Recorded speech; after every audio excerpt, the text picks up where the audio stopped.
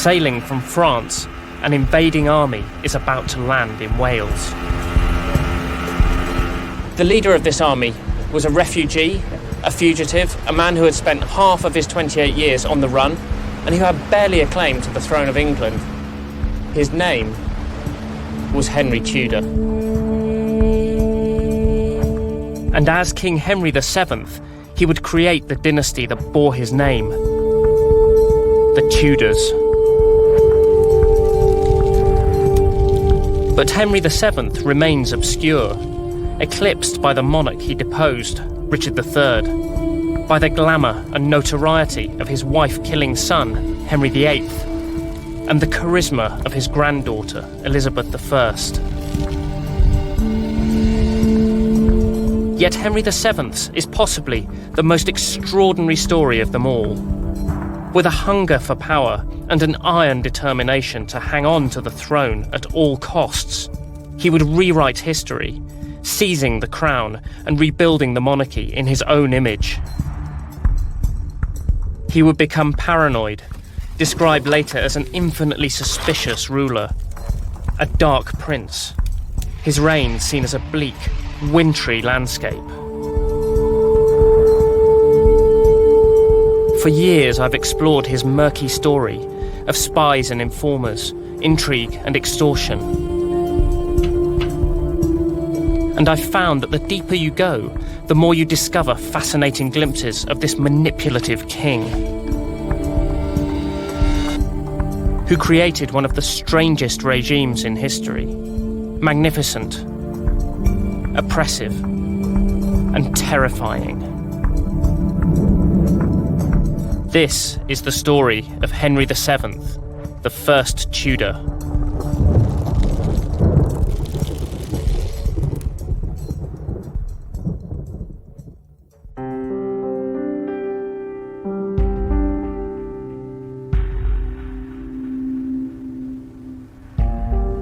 This is Henry. It's what remains of his funeral effigy, which was paraded through the streets of London after his death, dressed in his Parliament robes and clutching his orb and sceptre of state. We can see his fine-boned features and the distinctive cast in his left eye.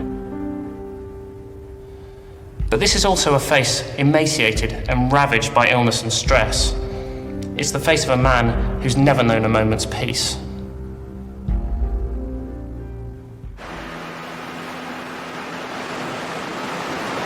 Henry's journey to fulfil his unlikely destiny brought him to Milford Haven on Sunday, the 7th of August, 1485. His small fleet appeared from the south and anchored quietly in Mill Bay.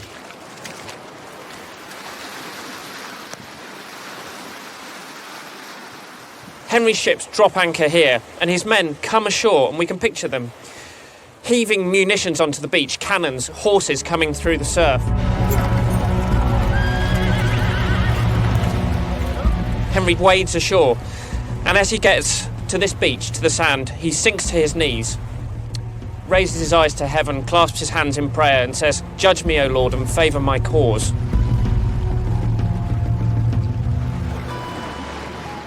Henry would need all the help he could get. His army was a ragtag bunch of political dissidents and foreign mercenaries. A mixture of different accents filled the air. Henry had deliberately chosen this windswept and distant corner of Wales. He wanted to slip in undetected, giving him time to raise support in his Welsh homeland before facing Richard III's much larger army. And so this invasion really feels, more than anything else, it feels almost not like an invasion. It feels very kind of furtive and anxious. He knows that the odds are stacked against him.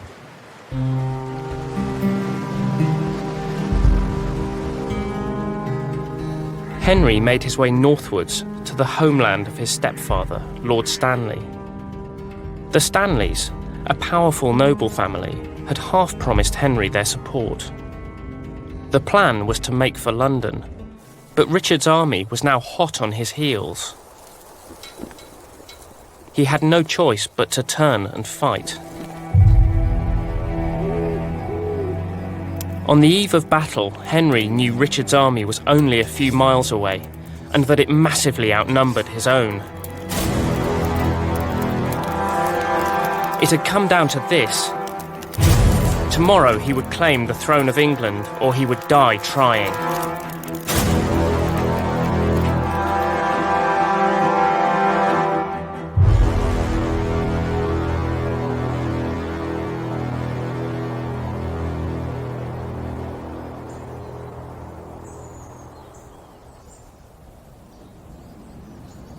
Early on the morning of 22nd August 1485, Henry advanced from over here towards Richard's much bigger army, drawn up on the ridge.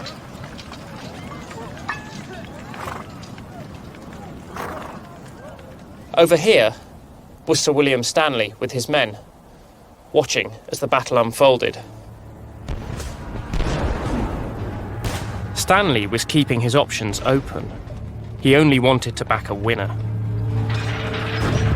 Seeing Henry's army fragmented, Richard spotted his chance and charged. In the carnage, the two men fought nose to nose, and Henry's standard-bearer was cut down. And it was at this moment, probably as he saw Henry's standard begin to topple, that Sir William Stanley made his fateful decision. At the crucial moment, Stanley's army piled in on Henry's side. Richard, it was said, fought valiantly, like a true king. One of Henry's men reportedly heard him shout, "I will die like a king this day, or win." And Richard himself was swept away. Richard III, the King of England, was viciously battered to death.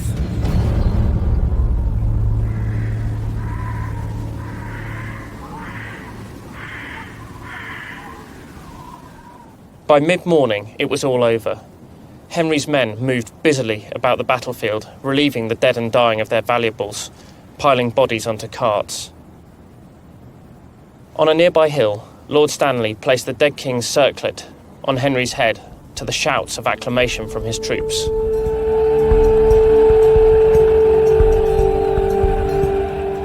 Against all odds, Henry had achieved the impossible. This man, who had been a refugee and fugitive half his life, had won the crown of England. The Battle of Bosworth may have been over, but the real struggle was about to begin. For over half a century, no monarch had passed on the crown without turmoil. Building a dynasty would be a battle that Henry would fight for the rest of his life.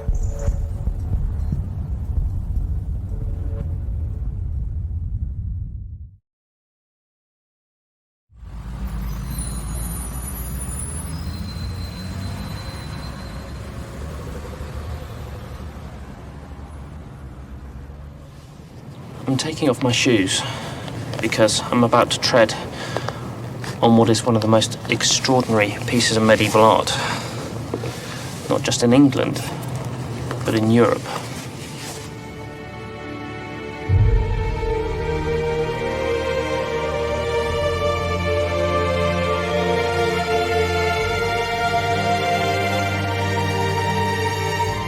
This is amazing.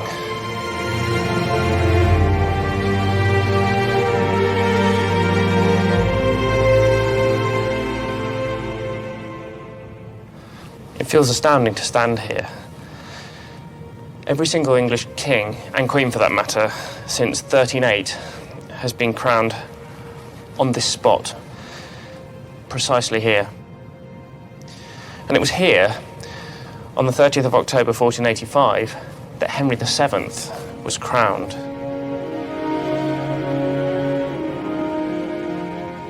It was a glorious, triumphant occasion, and Henry must have felt as though he'd achieved almost the impossible. This was an affirmation of his victory at Bosworth. It was a vindication of everything that he'd done, that he prayed for on the beach at Milford Haven.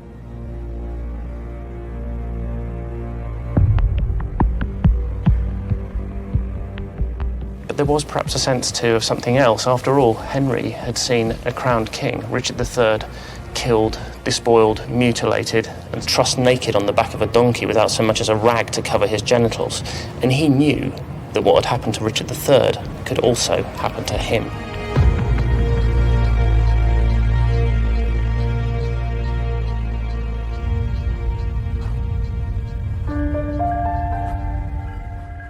Henry's claim to the throne was precarious. His mother, Lady Margaret Beaufort, provided the only trickle of royal blood in Henry's veins.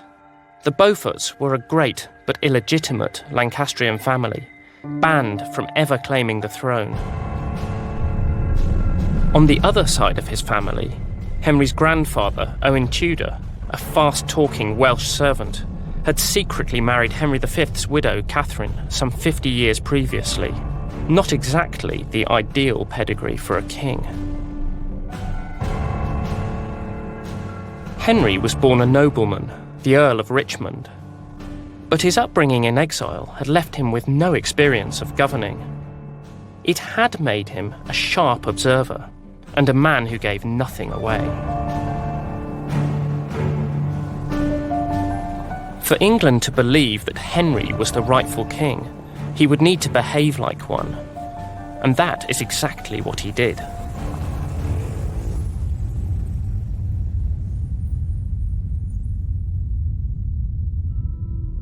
Parliament has met at Westminster for over 800 years.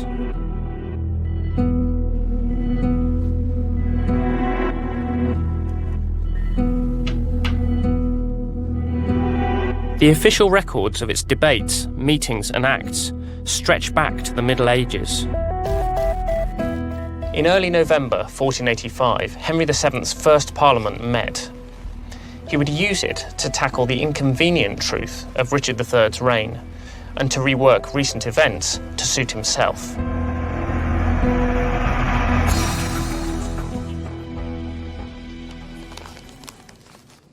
And here's the written proof, the parliamentary record which shows how he did just that.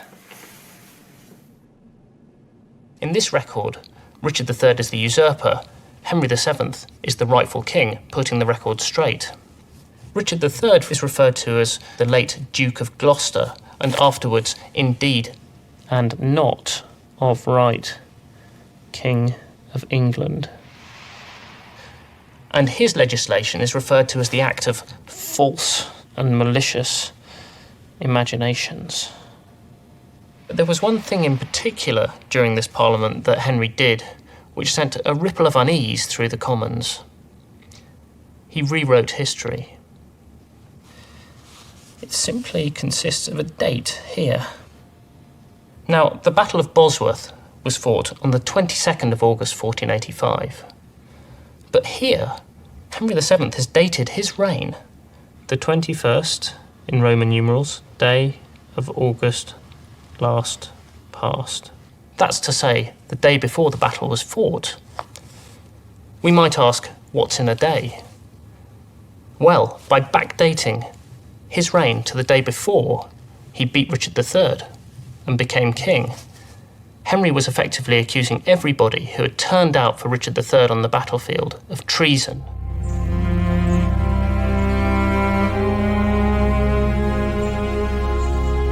The Commons was shocked, but in practice there was very little they could do about it. Henry had won his battle, and he was king. And here it is, enshrined in parliamentary record.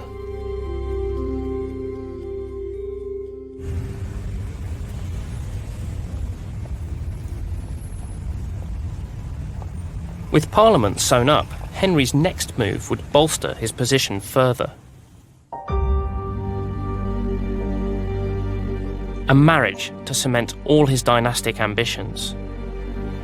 It was a strategic partnership, the fulfillment of a pact made while he was in exile. The pact on which his invasion was founded. The previous 30 years had seen England torn apart in what would come to be known as the Wars of the Roses. The House of Lancaster, represented by the Red Rose, against the House of York, represented by the White Rose. Richard III's coming to the throne in 1483 divided the House of York. He imprisoned his young nephews, two princes, in the Tower and proclaimed himself king. The princes were never seen again. Their supporters fled to Brittany, where they found the young Lancastrian Henry, a refugee in exile. They agreed to support Henry's challenge to the throne, but only if he would marry Elizabeth of York, daughter of the late King Edward IV. It would be a union that promised to reconcile a divided England.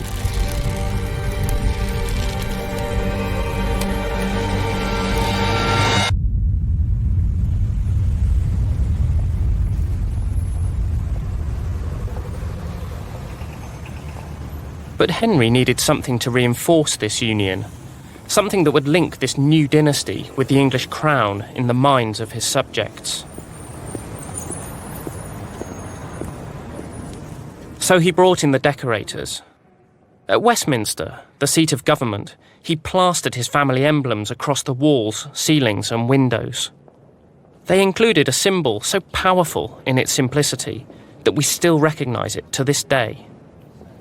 This, of course, is a Victorian building, but we can get a sense of how these badges and emblems were deployed and used by Henry.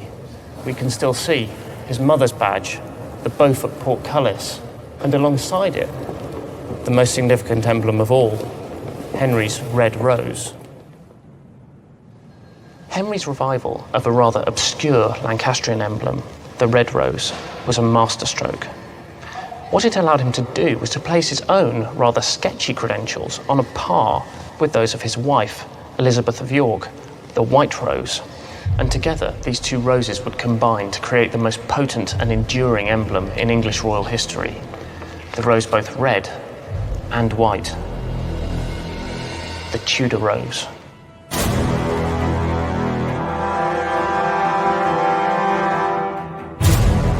Henry was stamping his mark on the nation.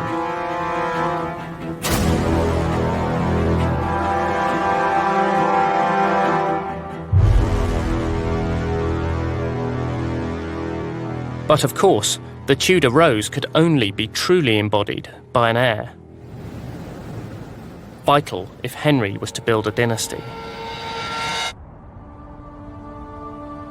And Henry would not have to wait long.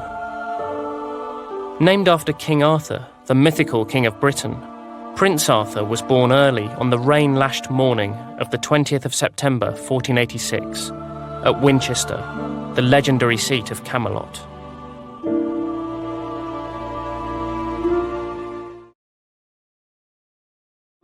This is a wonderful and very rare book. It's a songbook from Henry VII's court.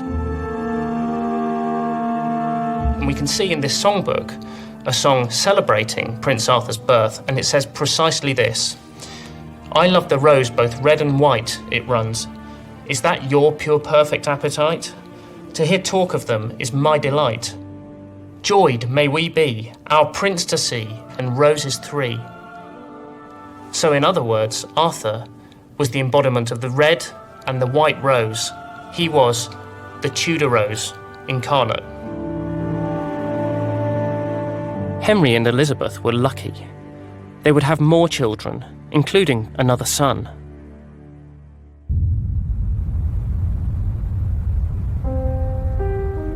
Henry was building a myth that he and his family were the true and rightful royal blood of England. But there were those who just didn't buy it. In fact, they would do their own rewriting of history to expose Henry for the usurper he was. What we have here is a genealogical roll. These family trees were owned by kings and noblemen to describe and sometimes invent their glorious ancestries. And it's this part that we're interested in particular, and which tells us why Henry was so very afraid and what he was afraid of. We start here with Edward III, the Plantagenet king from whom both the Yorkists and the Lancastrians traced their lines of descent. We can see here the Lancastrian line coming down through Henry IV, Henry V, Victor of Agincourt, and Henry VI. And then it stops, because the Lancastrians are exterminated. And this thick red line is what this roll believes to be the main line of royal descent, and it goes to the Yorkist king, to Edward IV, and to his wife, Elizabeth Woodville. The main line of descent carries on to Richard III. But as we can see, the line runs out. It's actually unfinished. Henry is notably absent. In this glorious vision of English kingship, Henry VII doesn't fit at all. He's squashed in here, and then a thick black line traces his descent all the way up, and it goes past the Lancastrian line. It's not connected to it significantly, and it keeps going, and it keeps going, up to here. Not to any king, but simply to Owen Tudor, a chamber servant. So this role was composed for a family who took a very dim view of Henry VII's claim to the throne indeed. What was more, they believed that they, not he, were the rightful kings of England. The role belonged to a great Yorkist family called the De la Poles. John de la Pole, Earl of Lincoln, was related to the late King Richard III, and he claimed that Richard had named him as his heir to the throne. John de la Pole, Earl of Lincoln, would in fact instigate the first serious rebellion of Henry VII's reign. In 1487, Lincoln's forces clashed with Henry's troops in the East Midlands. But there would be no dead king as there had been at Bosworth. Henry's battle-hardened army massacred Lincoln's men, and Lincoln himself was slaughtered.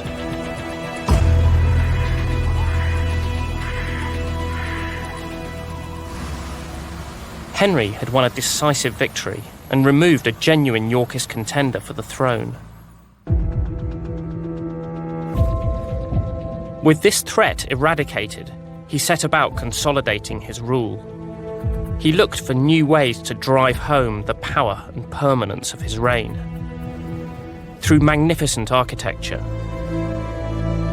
an opulent household, and the thing dearest to his heart,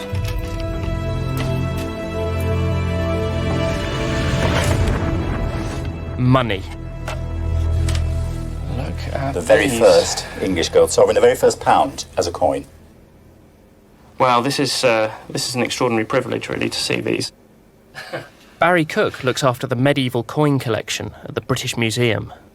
Henry VII is the first person to think, I will create a pound coin, and he gives it this very special name, sovereign. And what he's doing with the word sovereign is to say, I am sovereign over my land. Yes, part of the whole royal package. This is not a coin anybody used in their daily lives. It's a way for the king to show his power and authority, to spread his message. So to put in circulation. Literally to spread the message. And in some ways the audience for this might not have been so much his own subjects, but foreign visitors.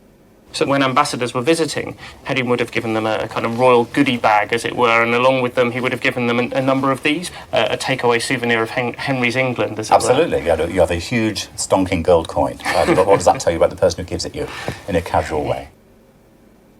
Usually just the head of the monarch was featured, but here Henry sits full length on a great throne, orb and sceptre in hand, and the imperial crown on his head, every bit the image of a king.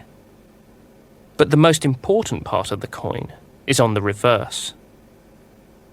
This is a Tudor rose, isn't it? Yes, again, the tradition in the medieval period, you had a cross on the back of a coin, but now we've got the Tudor double rose and the arms of England superimposed upon it. Very specifically associating the coat of arms of England with the symbols of the Tudor family, yes, the Tudor dynasty. The two are interlinked, inextricable. Image is reality for power. I mean, exactly. That's what these things are. Exactly. They are the one way a ruler can get the message across to the widest number of people before the advent of the modern world. I mean, they are the only mass media. What's on them is very important. But while Henry was starting to convince the international community that he was here to stay, at home old rivalries simmered and the aftershocks of rebellion rippled on. In early 1493, Henry got wind of another plot. Yorkist exiles in Europe were grooming a young man named Perkin Warbeck to impersonate one of the princes in the Tower, and were raising an army to invade England. For Henry, this was a disaster. Many had accepted him as king only because the princes in the tower were presumed dead. Now, with this supposed reappearance, their loyalties would be torn.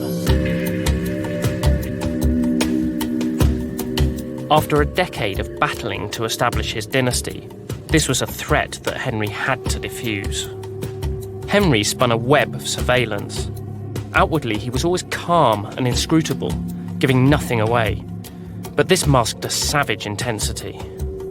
He embedded spies in suspects' households, interviewing their servants and the chaplains and confessors to whom they opened their souls.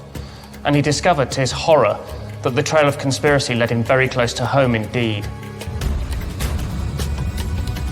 In fact, right to the heart of the royal household, to his Lord Chamberlain, who was responsible for the king's personal security. This man was none other than Sir William Stanley, whose intervention had won Henry the Battle of Bosworth. When Henry's men searched Stanley's house, they found a Yorkist livery collar studded with white roses and £10,000, enough money to bankroll an army. Henry began to feel that he would never be able to convince everyone that he was the rightful king. He would need to become even more vigilant, starting with how he ran his household.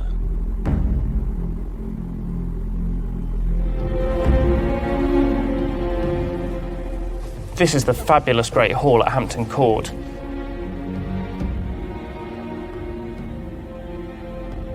Henry's royal houses were destroyed centuries ago, but Hampton Court is laid out along much the same lines.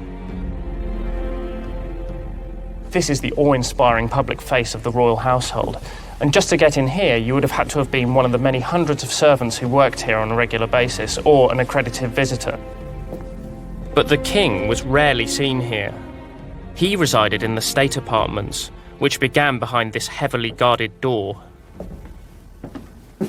And if your name wasn't down, you weren't coming in.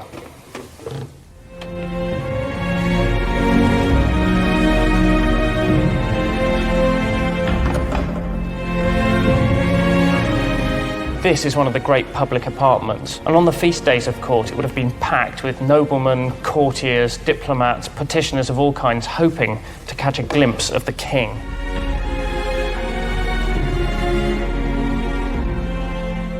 But it was this door that people most wanted to get through, and behind which very few indeed were ever admitted. Behind this door lay the secret or privy chamber, the private apartments where the king worked, slept, ate and relaxed.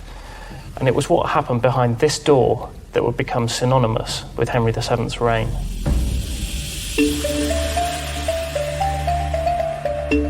With the discovery of the Stanley plot, the Privy Chamber went into lockdown.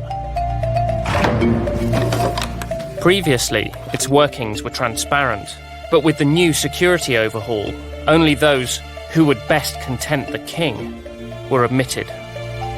So at the heart of this glittering household was an institutional black hole whose workings were known only to Henry himself.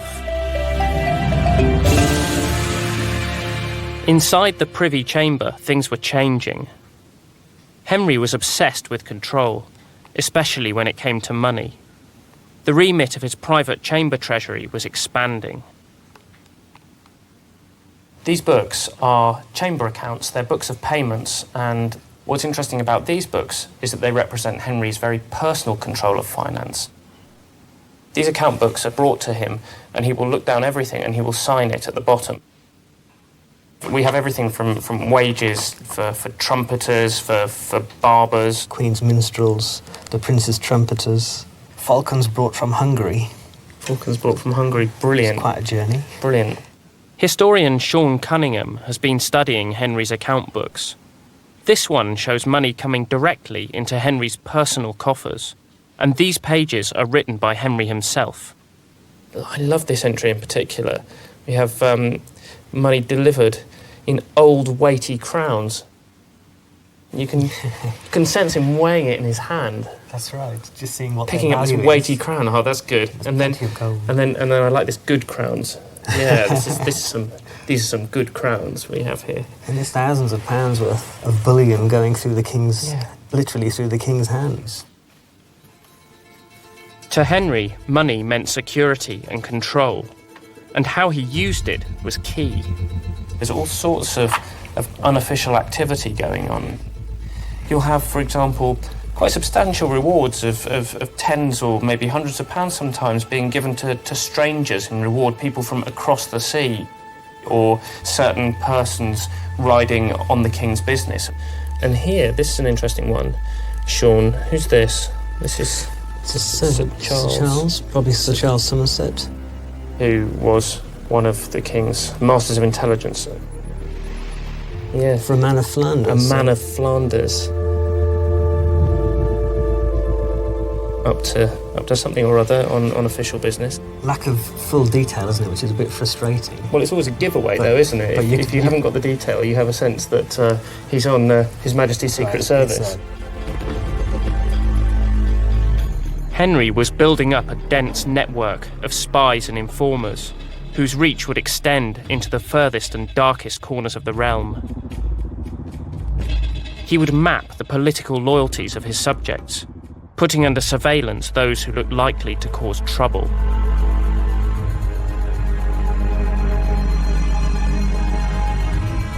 In 1497, Warbeck, the Yorkist pretender who had caused Henry such anxiety over the years, was captured and eventually executed.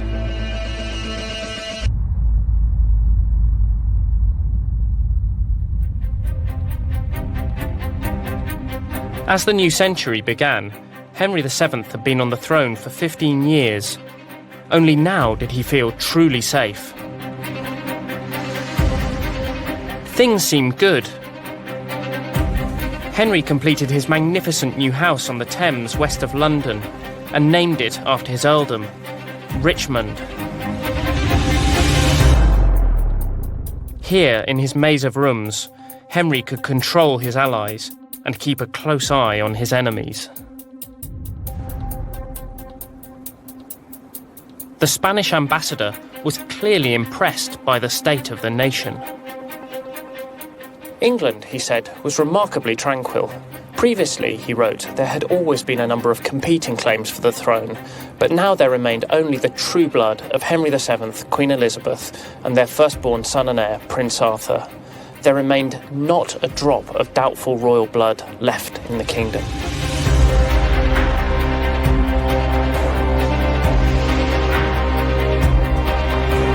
The stage was now set for the most significant moment of Henry's reign so far, a royal marriage that had taken a decade to broker. His eldest son, Prince Arthur, was to marry a great Spanish princess, Catherine of Aragon. For Henry, it would be the culmination of everything he had fought for, setting the seal on his dynastic ambitions.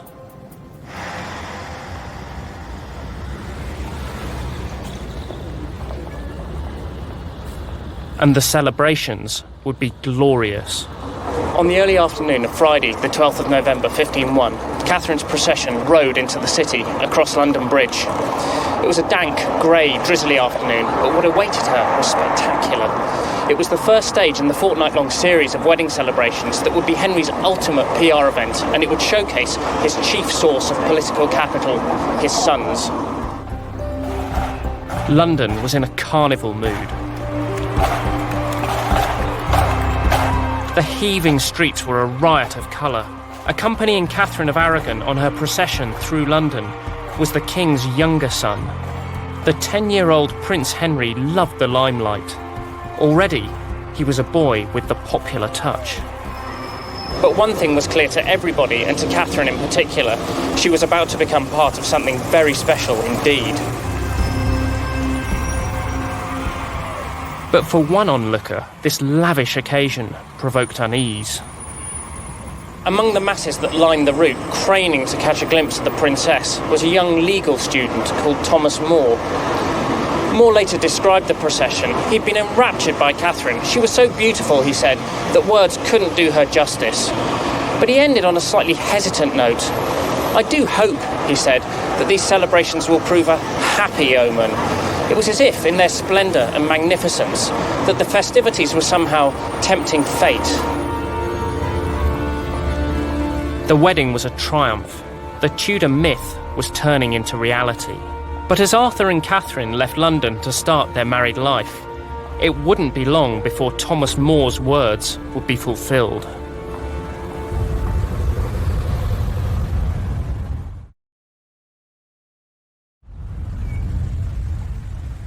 Late on the 4th of April 1502, a boat docked at Greenwich, where the King and Queen were in residence.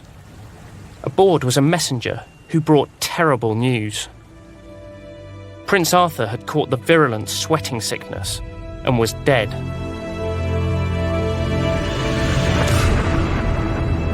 Henry was devastated.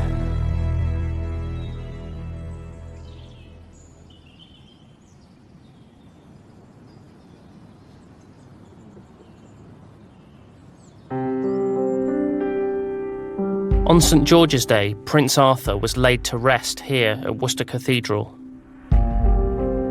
far away from Westminster and the glare of international attention.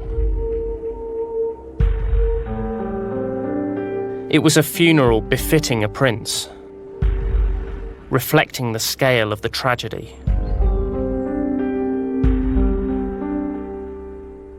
As a requiem mass was sung, through this door, the west door, and through crowds of mourners rode a man on horseback. Wearing Arthur's own plate armour and gripping a poleaxe, blade downwards, the man-at-arms rode a black caparisoned warhorse up the nave and into the choir. Arthur's coat of arms, his sword and shield, the symbols of his earthly roles, were offered up, and his coffined body was lowered into its grave. To have seen the weepings when the offering was done, wrote one herald, he had a hard heart that wept not.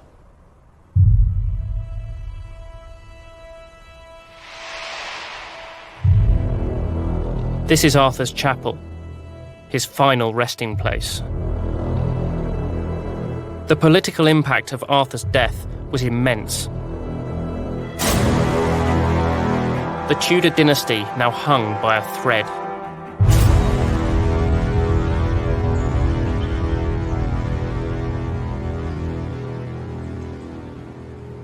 The dynasty's future now rested on the shoulders of Arthur's younger brother, Prince Henry, the king's only surviving son.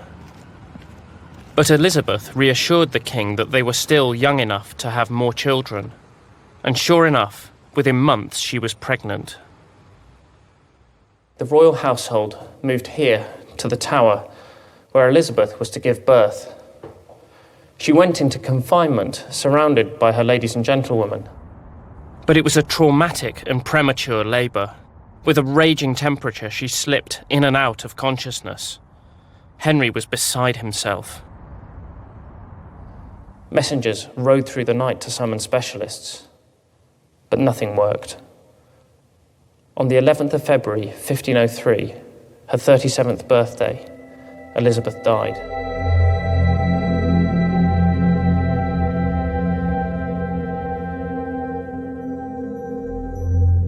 Their marriage had been one of genuine love, and Henry was shattered by her loss.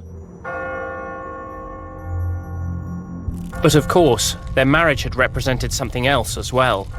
The union of Lancaster and York, the reuniting of England after decades of civil war.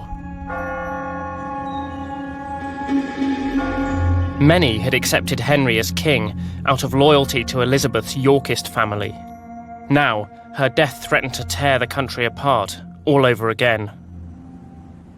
Perhaps nothing summed up better the situation that Henry now found himself in than a poem that Thomas More wrote on the occasion of Elizabeth's death. Where are our castles now, More's poem read? Where are our towers? Goodly Richmond, soon art thou gone from me. At Westminster, that costly work of yours, mine own dear lord, now I shall never see. More was referring to the new chapel Henry VII was building at Westminster Abbey. adorned with all the familiar symbols of his kingship, the Beaufort portcullis and the Tudor rose.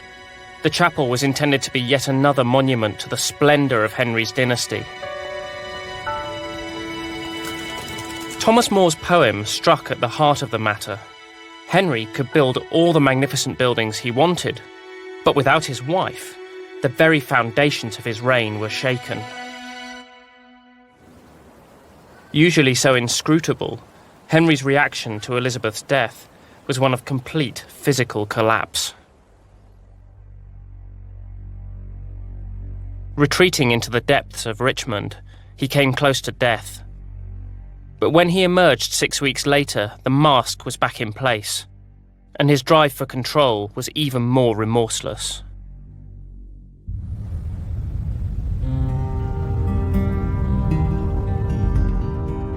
The cornerstones of his reign, his wife and heir, were gone, and Henry's crown was more at risk than ever. Old enemies had resurfaced. John de la Pole, who had instigated the first rebellion against Henry, had died 15 years before. But his younger brother, the Earl of Suffolk, was now a man, and at large on the continent raising an army. Increasingly ill, suspicious, and unable to trust people, Henry saw conspiracy at every turn. But his resolve was unshakable. He would hang on to the crown, whatever the cost. If his subjects would not love him, they would be made to fear him.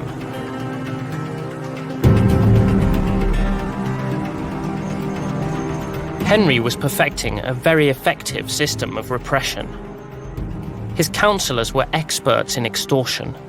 They forced people into bonds and debts to the king to guarantee their good behaviour, and fined people vast, unpayable sums of money. For everyone from nobles to merchants, it was like being on permanent bail. Anybody who broke the conditions of these bonds faced financial ruin. Now, betraying the king was not just unthinkable, it was unaffordable.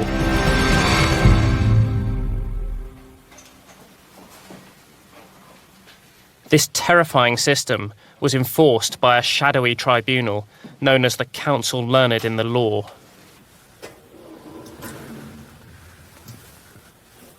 It would become the most notorious expression of Henry's rule. And the minutes of its meetings are recorded here in this book. It wasn't legally constituted, it wasn't a court of record, but it consisted of a number of Henry's most powerful legal advisors. And this council answered directly and only to the king. It relied on information supplied by the regime's network of informers and spies, who provided details about offences committed or potential debts owing to the king. And what's interesting about the Council Learned is that it overrode a lot of the normal processes of government and of law. It might, for example, interrupt normal legal processes that were going on and pluck them out of the process, pluck them out of the system and haul them in front of this group of councillors. It acts with complete impunity. It is totally unaccountable. This was a process that struck fear and rage and frustration into those people who were caught up in its dealings. Of all the men associated with the Council Learned, perhaps the most infamous and potent was a silver-tongued lawyer named Edmund Dudley. Dudley had spent 6 years working in the City of London, networking and becoming intimately familiar with its corridors of power, its major players, and the intricate web of rivalry, opportunism and distrust that linked the guilds and companies. And he saw firsthand the dodgy dealings and corrupt transactions of the bankers and merchants that made the city tick. When in autumn 1503, Dudley resigned from his post, he was given a golden handshake by a grateful city. But what the city did not expect was that Dudley was going to work for the king. Dudley was a poacher turned gamekeeper. Fast-tracking him into royal service, Henry handed him an unprecedented role. Dudley's expertise lay in defining and enforcing the king's legal rights. Sifting through pages and pages of financial paperwork, he used long-forgotten laws to inflict crushing financial penalties on Henry's subjects. Dudley described the brief he had been given. Henry, he said, wanted many persons in danger at his pleasure, bound to his grace for great sums of money. What Dudley was doing was technically legal, but it was stretching the law to its absolute limits. It was, he said, extraordinary justice. And nowhere was this extraordinary justice applied more thoroughly than in Dudley's own stamping ground, the City of London.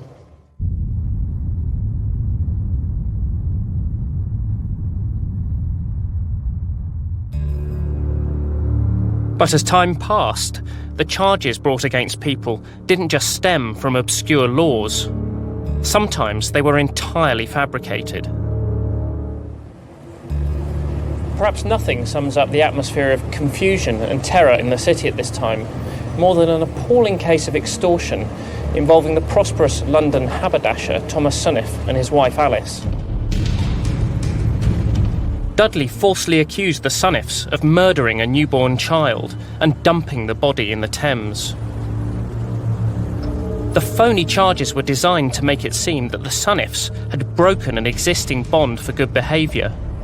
The fine for doing so was £500, a huge sum of money. Suniff refused to pay. Instead, he was carted off to prison, where he stayed for 3 months. When his case finally came to court, the jury was rigged, and the judges, intimidated by the king's lawyers, found him guilty.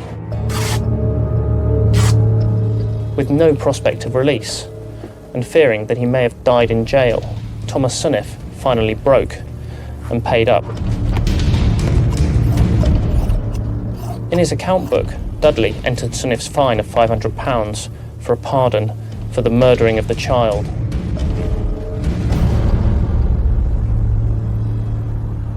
As his men tightened their grip on the city, Henry had an incredible stroke of luck. He received an unexpected guest at court. In January 1506, Philip of Burgundy, the man sheltering the Earl of Suffolk on the continent, was shipwrecked on the coast of England. Seizing the opportunity, Henry welcomed this powerful prince with lavish hospitality, but it was clear that Philip was trapped. Henry would release him only if he agreed to hand Suffolk over. And so in mid-March, a ship carrying the fugitive Earl docked at the port of London. A heavily armed reception committee marched him to the Tower. He would never emerge. The threat of Suffolk was finally gone. But 2 decades spent fending off rebellion, plot and conspiracy had left their mark. This perpetual state of emergency had hardened into a way of rule, and England was now in the grip of a system that people found both disorientating and terrifying. Henry's subjects were scared, and they were resentful. But they knew that Henry could not go on forever. Closeted away at Richmond, his health had been failing for years. All eyes were on Prince Henry and what sort of king he was going to be. Ever since Prince Arthur's death, the king had wrapped Prince Henry in cotton wool, keeping him confined in the royal household. By 1507, Prince Henry was growing into a brilliant, handsome and athletic teenager, but his father's control had begun to chafe. The king, increasingly ill, was only too happy to show off his son. He allowed Prince Henry to organise the spring tournament. The prince would be shown off, but not in the way his father anticipated.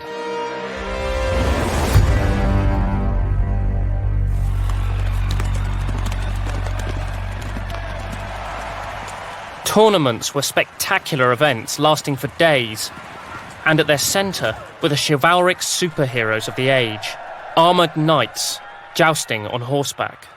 But although he was proving a brilliant jouster, Prince Henry was not allowed to fight. His father had already lost one son and wasn't about to lose another. Toby Capwell is the curator of arms at the Wallace Collection and has first-hand experience of the joust. There's always risk in anything that's worth doing, right? And jousting would be pointless if it was completely safe. When you look at what they're fighting with, this is a safe one. This is the safe kind. You have 3 prongs on the head, and that prevents the lance from penetrating too much. But still, if you can imagine being struck by one of these in your face at a closing speed of 40 miles an hour or more, in a collision that is, in all respects, very much like a car crash, the danger is what makes it meaningful. Right. Strong bonds were formed in the jousting arena between knights, their loyalties forged in combat, like brothers in arms on a battlefield. So while Henry VII commanded loyalty through financial control, his son, Prince Henry, would form his bonds in the tilt yard. He's clearly built physically very differently from his father, but also he thinks differently from him as well. It's really just a matter of Henry VII being perfectly aware of the importance of chivalry and chivalric display.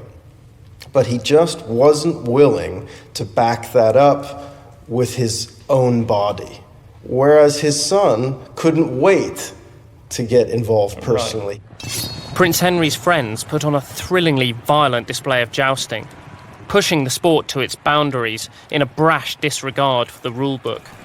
It was a performance that the king and his councillors found alarming. But Prince Henry loved it.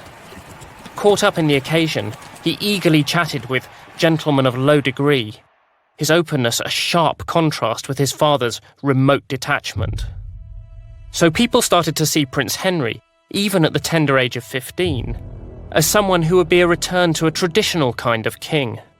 Valuing honour and glory over money, he would privilege noblemen above lawyers and accountants. An entirely different proposition to his calculating and distant father. Imperceptibly, allegiances were starting to shift. In January 1509, Henry VII shut himself away at Richmond. His health was failing yet again. Only this time, there would be no recovering. At 11 o'clock at night, on Saturday, the 21st of April, 1509, Henry VII died. He had brought the kingdom to the brink of dynastic succession. Almost, but not quite. This is a pen and ink drawing of the scene around Henry's bed in his privy chamber at the moment of his death. Here we can see one of the king's gentleman ushers closing Henry's eyes at the moment of his death, and we can see here doctors holding urine flasks. Among those present were some of Henry's oldest and closest servants. In the past century, the deaths of kings had brought violence and instability to England, and they were determined to make sure the same thing did not happen this time. Now, the 14 people in this picture were the only people who knew that Henry VII had died. They had a unique opportunity to order events to their own advantage, and this is precisely what they did. They agreed to keep the king's death a secret for 2 days until the court gathered for the Feast of the Garter on St. George's Day. But in order to smooth the path of Prince Henry's succession, there would need to be scapegoats, people to take the rap for the wrongs that had been done in his father's name.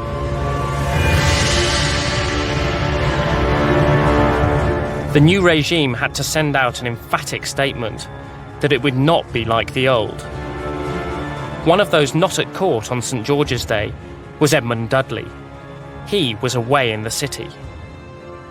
Dudley had failed to understand how resented and isolated his rapidly acquired power had made him, and consequently, he failed to watch his back. He had become the unacceptable face of the old regime. He was thrown into the Tower on trumped-up charges of treason and finally executed.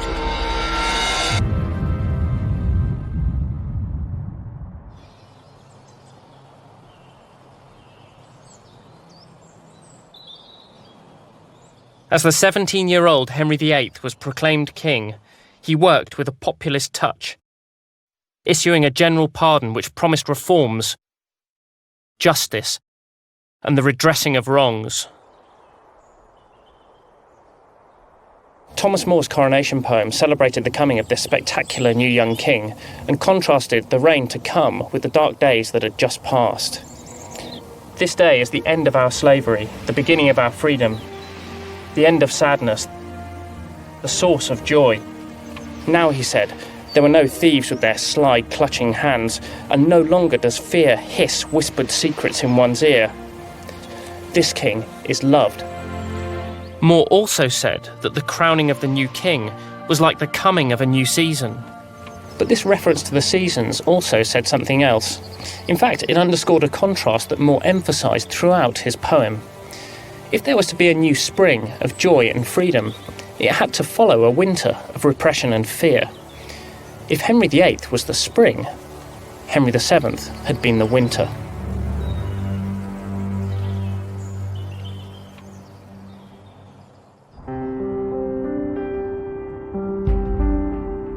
Henry VII's funeral cortege processed through London's streets, his effigy displayed on a carriage drawn by 5 horses draped in black velvet.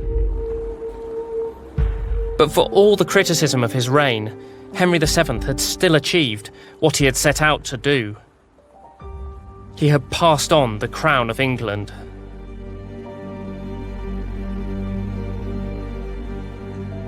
Westminster Abbey is a national shrine, the burial place of kings, politicians, poets and playwrights.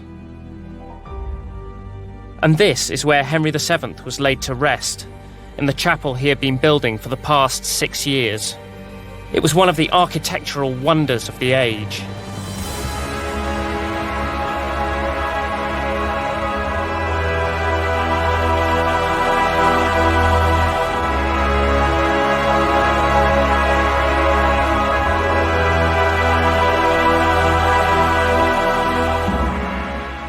Described in the 16th century as miraculum orbis universale, the wonder of the entire world, and it really is a staggering building.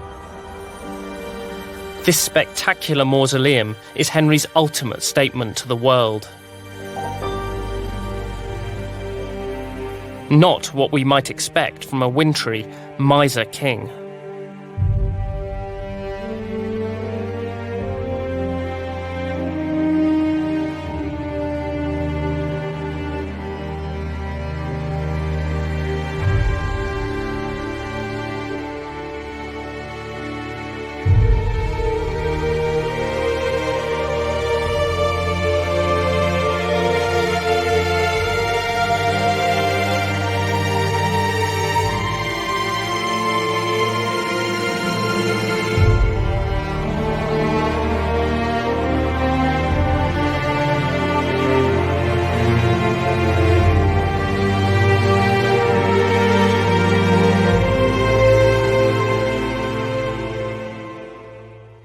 So here they are, Henry, buried according to his last will and testament, alongside his dearest wife, Elizabeth. These are idealised portraits of Henry and Elizabeth. As they were in their prime, they're intended to be eternal figures of kingship and queenship.